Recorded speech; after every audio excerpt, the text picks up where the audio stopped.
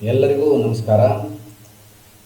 ಮನದಾಳದಿಂದ YouTube ಚಾನಲ್ಗೆ ತಮಗೆಲ್ಲರಿಗೂ ಹಾರ್ದಿಕವಾಗಿ ಸ್ವಾಗತವನ್ನು ಕೋರ್ತಾ, ಇದು ಭಾಗ 3. ಇದರಲ್ಲಿ ಪಾಪ ಅತಿಥಿ ಶಿಕ್ಷಕರು ಅನ್ನೋಂಥ ಒಂದು ವಿಷಯದ ಬಗ್ಗೆ ಮಾತಾಡೋಣ ಅಂತ ಅನಿಸ್ತಾ ಇತ್ತು. ಎಜುಕೇಷನ್ ರಿಲೇಟೆಡ್ಡೇ ಈ ಚಾನಲ್ ಆಗಿರೋದ್ರಿಂದ ಶಿಕ್ಷಕರ ಸಮಸ್ಯೆ ಮತ್ತು ವಿದ್ಯಾರ್ಥಿಗಳ ಸಮಸ್ಯೆ, ಪೋಷಕರ ಸಮಸ್ಯೆ, ಅರೌಂಡ್ ಆ ವಿದ್ಯಾರ್ಥಿಯ ಸುತ್ತ ಏನು ಸುತ್ತುತ್ತೆ ಸಮಸ್ಯೆಗಳು, ಅದರ ಬಗ್ಗೆನೇ ಚರ್ಚೆ ಮಾಡ್ಕೊಳ್ತಾ ಹೋಗ್ತಿದ್ದೀವಿ. ಮತ್ತೊಮ್ಮೆ ಸ್ವಾಗತಿಸ್ತಾ, ನನ್ನ ಹೆಸರು ಶಾಂತವೀರಣ್ಣ.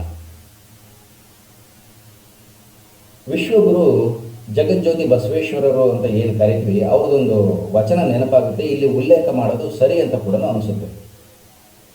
ಒಲೆ ಹತ್ತಿ ಉರಿದೊಡೆ ನಿಲ್ಲಬಹುದಲ್ಲದೆ ಧರೆ ಹತ್ತಿ ಉರಿದೊಡೆ ನಿಲ್ಲಲಾಗದು. ಏರಿ ನೀರುಂಬೊಡೆ ಬೇಲಿ ಕೆಯ್ಯ ಮೇವೊಡೆ ನಾರಿ ತನ್ನ ಮನೆಯಲ್ಲಿ ಕಳುವೊಡೆ ತಾಯ ಮೊಲೆ ಹಾಲು ನಂಜಾಗಿ ಕೊಲುವೊಡೆ ಯಾರಿಗೆ ದೂರಲಿ ಕೂಡಲ ಸಂಗಮ ದೇವ ಅಂತ ಒಂದು ವಚನ ಇದೆ. ತುಂಬ ಸರಳವಾಗಿದೆ. ಏನಿದಕ್ಕೆ ನಾವು ಅರ್ಥ ಮಾಡ್ಕೊಂಡು ಟೈಮ್ ಪಾಸ್ ಮಾಡೋದೇನು ಬೇಕಿಲ್ಲ ಅಲ್ವಾ? ಇಂಥ ಒಂದು ವಚನ ಯಾವ ಸ್ಥಿತಿಯಲ್ಲಿ ಬರ್ಬೋದು? ಇನ್ನು ಯಾರೂ ನಮ್ಮ ಸಹಾಯಕ್ಕೆ ಬರ್ತಾ ಇಲ್ಲ, ನಾನು ಪೂರ್ತಿ ಅಧಃಪತನ ಹೊಂದಿಬಿಟ್ಟಿದ್ದೀನಿ, ನನ್ನ ಸಹಾಯಕ್ಕಿನ್ನ ಯಾರ್ಯಾರು ಬರ್ತಾ ಇಲ್ಲ, ದೇವರೇ ನೀನು ಬರ್ತಾ ಇಲ್ಲಲ್ಲಪ್ಪ ಅಂತ ಮೊರೆ ಇಡಂತಹ ಒಂದು ಸಂದರ್ಭ. ಈ ವಚನ ಅದನ್ನೇ ಉಲ್ಲೇಖಿಸುತ್ತೆ. ಅಂದರೆ ಸಂಪೂರ್ಣ ಅಸಹಾಯಕರು, ತುಳಿತಕ್ಕೆ ಒಳಗಾದವರು, ಅವರನ್ನು ಗಮನಿಸದೆ ಬಿಸಾಕಿರಂತಹವರ ಮನದಾಳದ ಅಳಲು ಅದು ಅಲ್ವಾ?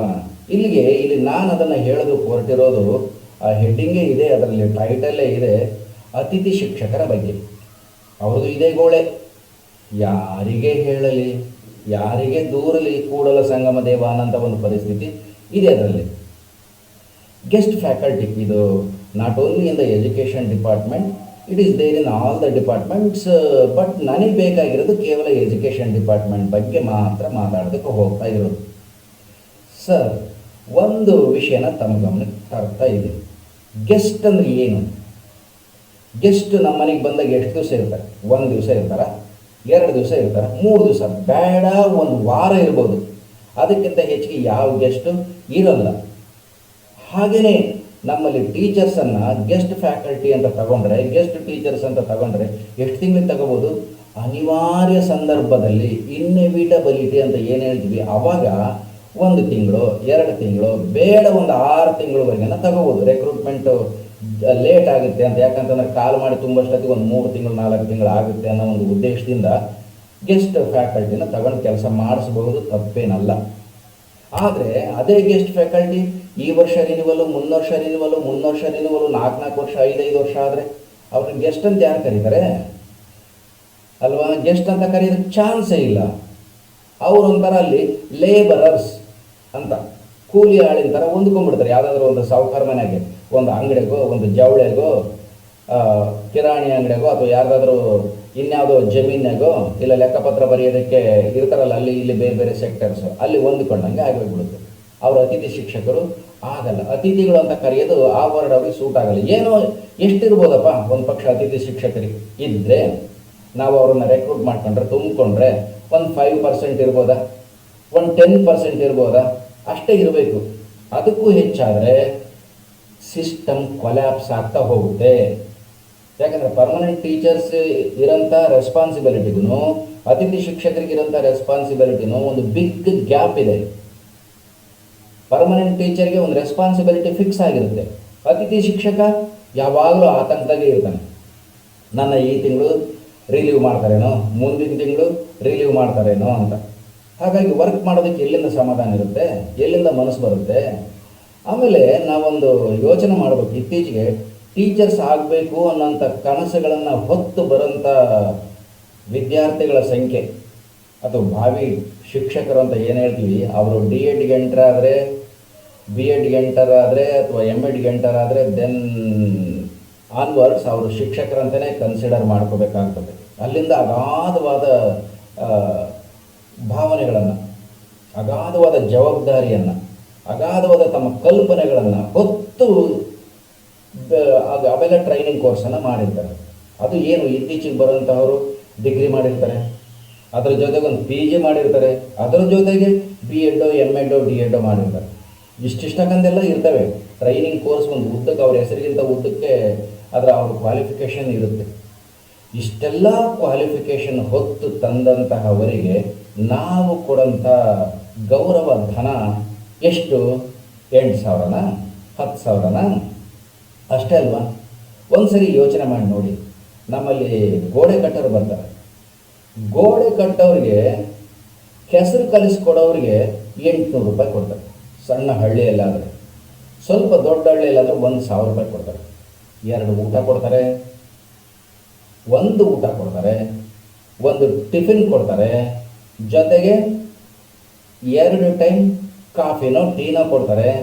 ಅವ್ರದ್ದೇನಾದರೂ ಬೇರೆ ಊರಿಂದ ಬರೋದಾದರೆ ಅವ್ರ ಹತ್ರ ಬೈಕ್ ಇದ್ದರೆ ಬೈಕ್ ಫೇರ್, ಪೆಟ್ರೋಲ್ ಫೇರ್ ಕೊಡ್ತಾರೆ. ಪೆಟ್ರೋಲ್ ಹಾಕ್ಸೋಂಥ ಜವಾಬ್ದಾರಿ ಆ ಮನೆಯ ಮಾಲೀಕನದ್ದೇ. ಇಷ್ಟೆಲ್ಲ ಸವಲತ್ತುಗಳನ್ನು ಒದಗಿಸ್ಕೊಡ್ತಾರೆ. ನಾವೇನು ಕೊಡ್ತೀವಿ ನಮ್ಮ ಸರ್ಕಾರದಿಂದ ಅತಿಥಿ ಶಿಕ್ಷಕರಿಗೆ? ಕೇವಲ ಪ್ರತಿ ಕ್ಷಣ ಬೆಳಿಗ್ಗೆ ಸಂಜೆಲಿ ಇವತ್ತು ನಾಳೆ ಮಾನಸಿಕವಾದ ತೊಳಲಾಟ, ಹಿಂಸೆ, ಮುಂದೇನೋ ನಮ್ಮ ಗತಿ ಅಂತ ಅತಂತ್ರವಾದ ಸ್ಥಿತಿ.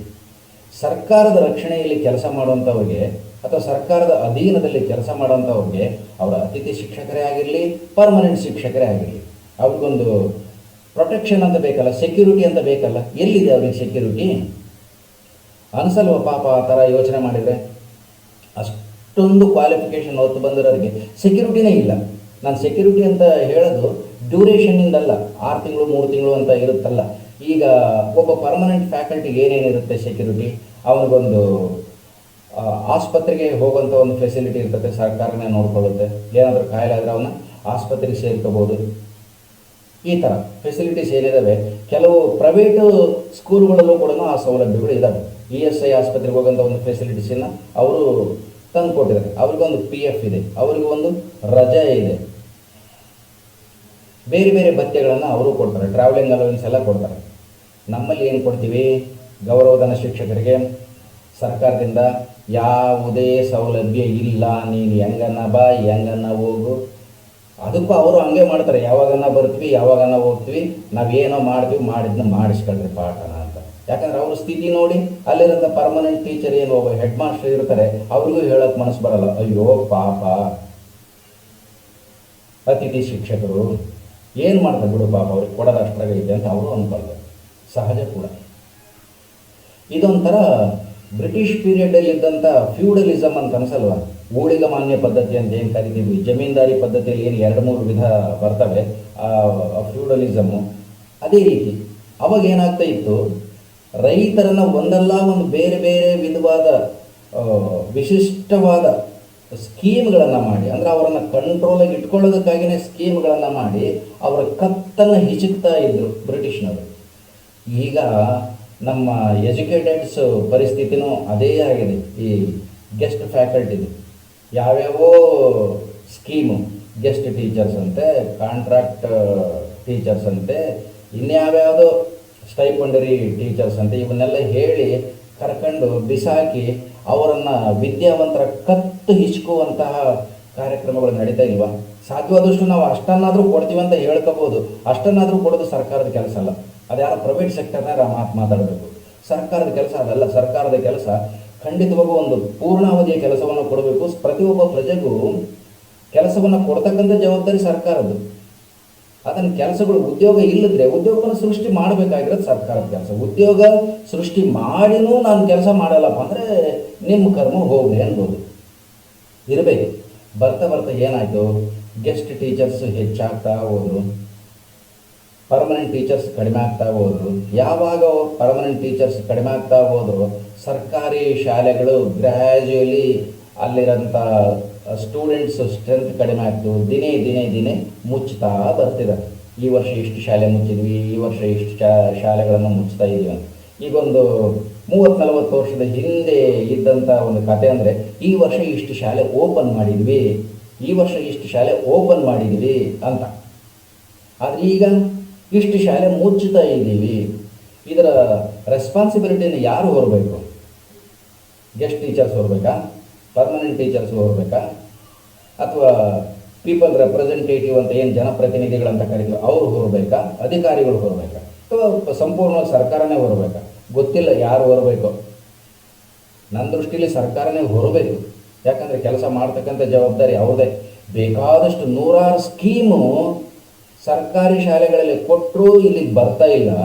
ಯಾವುದೇ ಸ್ಕೀಮ್ ಇಲ್ಲದೆ ಇದ್ದರೂ ಲಕ್ಷಾಂತರ ರೂಪಾಯಿ ಡೊನೇಷನ್ ಸುರಿದು ಪ್ರೈವೇಟ್ ಶಾಲೆಗೆ ಹೋಗ್ತದಾರಂದರೆ ಆ ಹುಡುಗರಿಗೆ, ಆ ವಿದ್ಯಾರ್ಥಿಗಳಿಗೆ ಏನು ಬೇಕೋ ಅದನ್ನು ಸರ್ಕಾರಿ ಶಾಲೆಯಲ್ಲಿ ಕೊಡ್ತಾ ಇಲ್ಲ, ಪ್ರೈವೇಟ್ ಶಾಲೆಗಳಲ್ಲಿ ಕೊಡ್ತಾ ಇದ್ದಾರೆ ಅಂತ ಒಂದು ಸಿಂಪಲ್ ಆದ ಸೆಂಟೆನ್ಸನ್ನು ಅರ್ಥ ಮಾಡ್ಕೊಳ್ಳೋದಕ್ಕೆ ಬಹಳಷ್ಟು ವಿವೇಚನೆ ಏನು ಬೇಕಿಲ್ಲ. ಅವ್ರಿಗೆ ಬೇಕಾಗಿದ್ದನ್ನು ಕೊಡ್ತಾ ಇಲ್ಲ, ಬೇಕಿಲ್ಲದನ್ನೆಲ್ಲ ಕೊಡ್ತಾ ಇದ್ದೀವಿ ಅಂತ. ಅದು ಒಂದು ಕಡೆ ಇರಲಿ. ನಾನು ಇವರನ್ನು ದೂರ್ತಾ ಇಲ್ಲ, ಅತಿಥಿ ಶಿಕ್ಷಕರಿಂದ ಶಾಲೆ ಮುಚ್ಚಿತು ಅಂತ ಹೇಳ್ತಾ ಇಲ್ಲ. ಆದರೆ ಶಾಲೆ ಮುಚ್ಚೋದಕ್ಕೆ ಇಂಥ ಸ್ಕೀಮ್ಗಳು ಕಾರಣ ಆಗ್ತವೆ, ಪರ್ಮನೆಂಟ್ ಟೀಚರ್ ಇಲ್ಲದೆ ಇರೋಂತಹವು.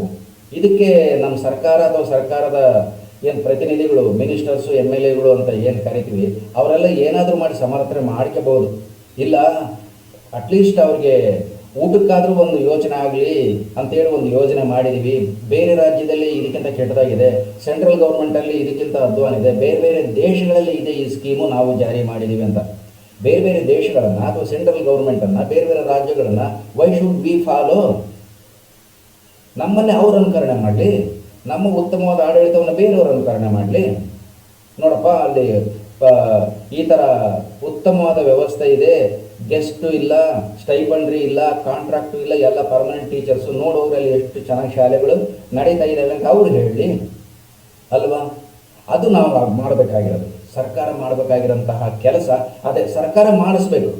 ಸರ್ಕಾರ ಅವ್ರಿಗೊಂದು ವಿಲ್ಲಿಂಗು ಪವರ್ ಇರಬೇಕು. ಒಂದು ನಾನು ಮಾಡಿಸ್ತೀನಿ ಅಂತ ಏನು ಅವರು ಪಾಲಿಸಿ ಮೇಕರ್ಸ್ ಇದ್ದಾರೆ. Just policy making is not sufficient, that is the implementation ಮಾಡೋರು ಯಾರು? ಅಧಿಕಾರಿಗಳು. ಮಾಡಿಸ್ಬೇಕಾಗಿರೋರು ಯಾರು? ಸರ್ಕಾರದವರು ಅಲ್ವಾ? ಆ ಮಿನಿಸ್ಟರ್ ಅಥವಾ ಆ ಏರಿಯಾದ ಶಾಸಕರು, ಇವರೆಲ್ಲ ಏನು ಜನಪ್ರತಿನಿಧಿಗಳು ಬರ್ತಾರೆ, ಮಾಡ್ತಾರೆ. ಯೋಚನೆ ಮಾಡಬೇಕು ಅಂತ ನಾನು ಇದನ್ನ ತಮ್ಮ ಹತ್ರ ಹೇಳ್ತಾ ಇರೋದು. ಇದನ್ನು ಕೇವಲ ಹಣಕಾಸಿನ ಉಳಿತಾಯದ ದೃಷ್ಟಿಯಿಂದ ನೋಡಬೇಡಿ. ಒಬ್ಬ ಪರ್ಮನೆಂಟ್ ಎಂಪ್ಲಾಯಿ ಕೊಟ್ಟರೆ ನಾವು 60,000, 50,000, 70,000 ಕೊಡ್ತೀವಿ. ಇವ್ರಿಗೆ ಒಂದು 8,000, 10,000 ಕೊಡ್ತೀವಿ. ಒಬ್ಬ ಟೀಚರ್ ಬರೋತ್ತಾಗೆ 5 ಜನ 6 ಜನ ಟೀಚರ್ಸ್ ಬರ್ತಾರೆ ಅಂತ ಅಂದ್ಕೋಬಹುದು. ಆದರೆ ಇದು ಲಾಜಿಕ್ ಸರಿಯಲ್ಲ. ಈ ಲಾಜಿಕ್ಕು ಅಲ್ವೇ ಅಲ್ಲ, ಮೀನಿಂಗ್ಲೆಸ್. ಉಳಿತಾಯ ಮಾಡೋದಾದರೆ ಹಾಗಾದರೆ ಯಾರೋ ಇನ್ನೊಬ್ಬರು ನಾನು 5,000ಕ್ಕೆ ನಾನು 3,000 ಕೆಲಸ ಮಾಡ್ತೀನಿ ಅಂತಂದು ಯಾರಾದರೂ ಬಂದರೆ ಅವ್ರನ್ನೂ ಕರ್ಕೊಂಡ್ಬಿಡೋಣ. ಈ ಕಾಂಟ್ರಾಕ್ಟ್ಗೆ ಟೆಂಡರ್ ಹಾಕ್ತಾರಲ್ಲ, ಯಾರು ಕಡಿಮೆ ಟೆಂಡರ್ ಹಾಕ್ತಾರೋ ಅವ್ರಿಗೆ ಕೊಟ್ಬಿಡ್ತಾರಲ್ಲ, ಆ ಥರ ಯಾರು ಕಡಿಮೆ ಕೂಗ್ತಾರೆ, ಟೆಂಡರ್ ಹಾಕ್ತಾರೆ, ಅವ್ರಿಗೆ ಟೀಚರ್ ಪೋಸ್ಟ್ ಕೊಟ್ಬಿಡೋಣ ಶಾಲೆಯಲ್ಲಿ. ಸರಿ ಅಲ್ಲಲ್ವಾ? ಇದ್ರ ವ್ಯವಸ್ಥೆನೇ ಬೇರೆ, ಆ ಕಾಂಟ್ರಾಕ್ಟೇ ಬೇರೆ. ಕಾಂಟ್ರಾಕ್ಟ್ ಏನು ಈ ಸಿವಿಲ್ ವರ್ಕ್ಸ್ ಕಾಂಟ್ರಾಕ್ಟೇ ಬೇರೆ, ಎಜುಕೇಷನಲ್ ಏನಿದ್ದಾರೆ ಕಾಂಟ್ರಾಕ್ಟ್ ಟೀಚರ್ಸು ಇವರೇ ಬೇರೆ.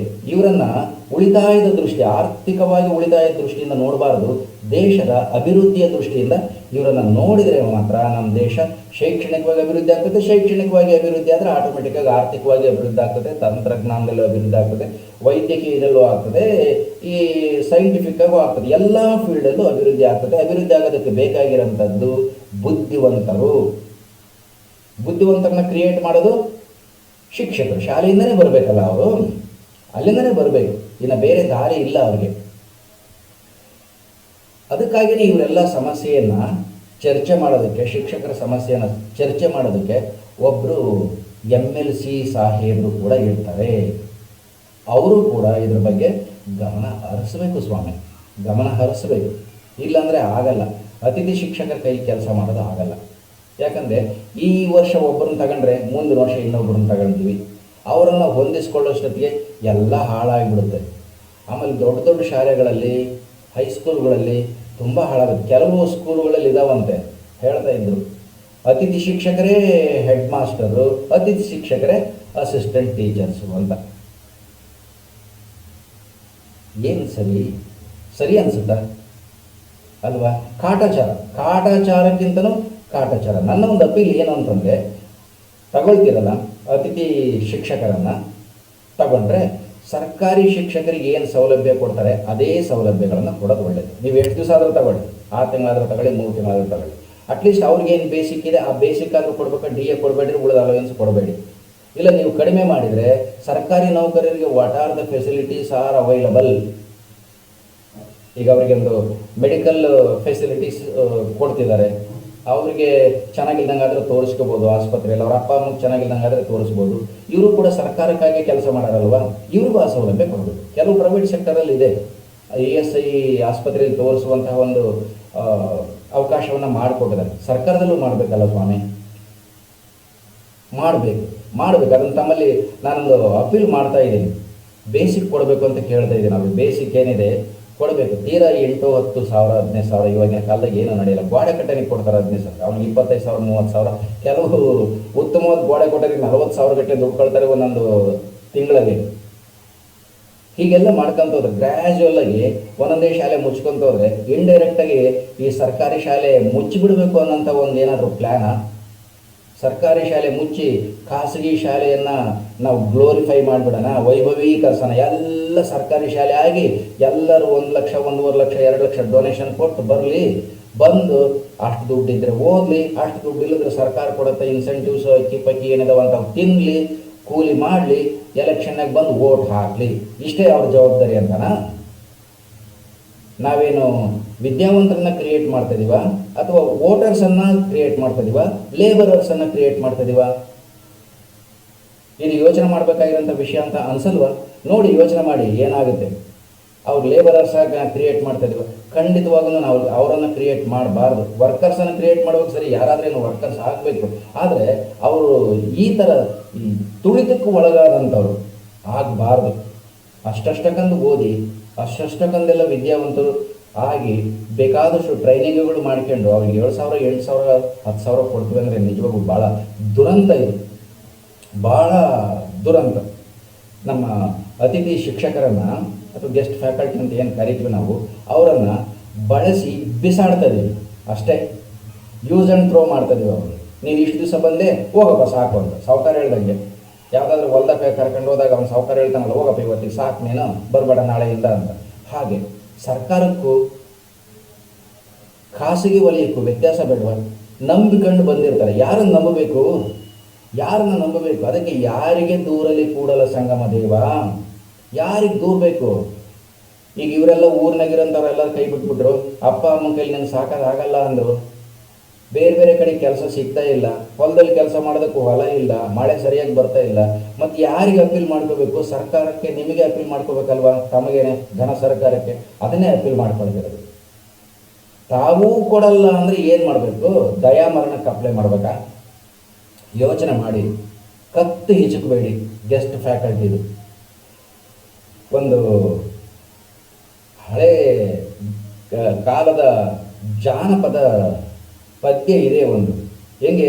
ಬಾಲಕರಿಲ್ಲದ ಬಾಲಿ ಜಾತರ ಜನ್ಮ, ಬಾಡಿಗೆ ಎತ್ತು ದುಡಿದಂಗ ಬಾಳೆಲೆಯ ಹಾಸುಂಡು ಬೀಸಿ ಒಗೆದಂಗ ಅಂತ ಒಂದಿದೆ ಅಲ್ವಾ? ಹಾಗಾಗುತ್ತೆ ಇವ್ರದ್ದು.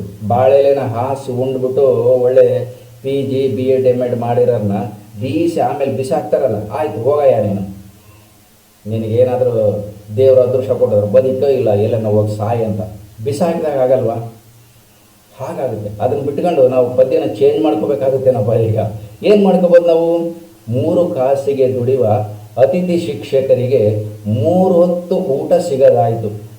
3 ಹೊತ್ತು ಊಟ ಸಿಗದಾಯಿತು, ಕಲಿತವರ ಕೊರಳಿಗೆ ಉರುಳು ಸರಿಸಾಯಿತು ಅಂತ ಮಾಡ್ಕೋಬೇಕಾಗುತ್ತೆ ಅಂತ ಅನಿಸ್ತತೆ ನನಗೆ, ಅಲ್ವಾ?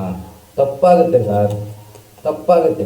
ಈ ಥರ ಗೆಸ್ಟು ಅವು ಇವು ಅಂತ ತುಂಬಿಕೊಂಡು ನಿಜವಾಗಿ ನಾವು ಕೆಲಸ ಮಾಡಬೇಕಾಗಿರೋಂಥ ರೀತಿಯಲ್ಲಿ ನಾವು ಕೆಲಸ ಮಾಡದೇ ಇದ್ದರೆ ವಿದ್ಯಾವಂತರ ಕತ್ತು ಹಿಚ್ಕಿದಂಗೆ ಆಗುತ್ತೆ. ವಿದ್ಯಾವಂತರ ಕತ್ತು ಹಿಚ್ಕೋದು ಒಂದೇ, ದೇಶದ ಕತ್ತು ಹಿಚ್ಕೋದು ಒಂದೇ. ಒಂದು ಸಾರಿ ದೇಶ ಹಿಂದಕ್ಕೆ ಹೋದರೆ ಮತ್ತೆ ಸುಧಾರಣೆ ತರೋದಕ್ಕೆ ಬಹಳ ದಿವಸ ಬೇಕು. ಇದನ್ನು ರಾಜಕಾರಣ ಮಾಡಬೇಡಿ, ರಾಜಕೀಯ ಸ್ಟೇಟ್ಮೆಂಟ್ ಕೊಡಬೇಡಿ, ಇದನ್ನು ಲಾಜಿಕ್ಕಾಗಿ ಹೇಳೋದು ಬೇಡ, ಹಾಗೆ ಹೀಗೆ ಅಂತ.